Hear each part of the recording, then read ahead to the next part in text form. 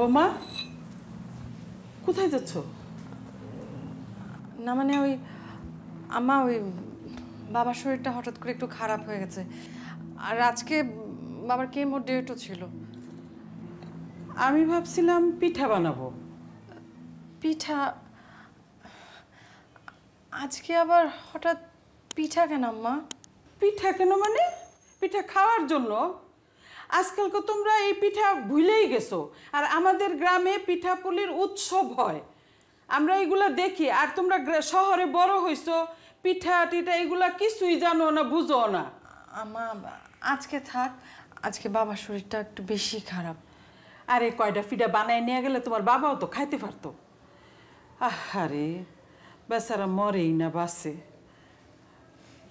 আম্মা আপনি বানায় রাখেন, আমি পরে অন্য সময় নিয়ে যাবো। নেক্সট শুনানিতেই যেন আমরা রায়টা পেয়ে যাই।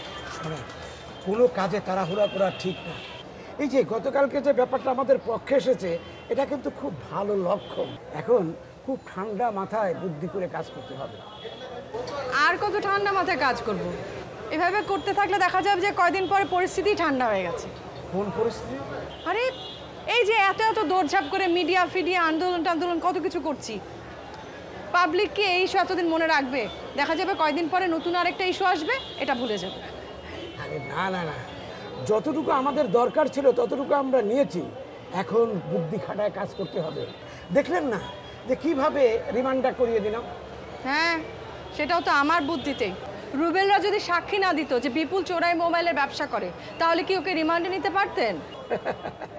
এই জন্য তো ম্যাডাম, যে আপনার কেসটা করে আমি খুব মজা পাচ্ছি।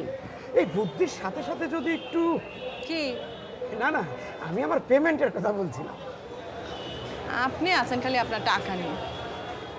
কাজটা ঠিক মতো করেন, টাকা পয়সা সবই পাবেন। আপনি নিশ্চিন্তে থাকুন।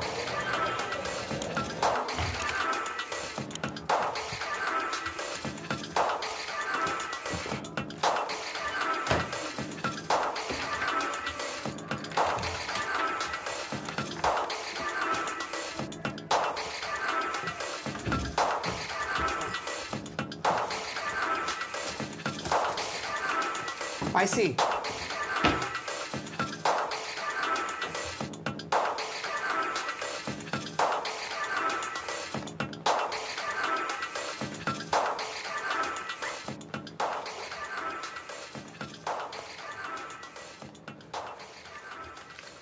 পাইছি। আমি যাই তোমার সাথে?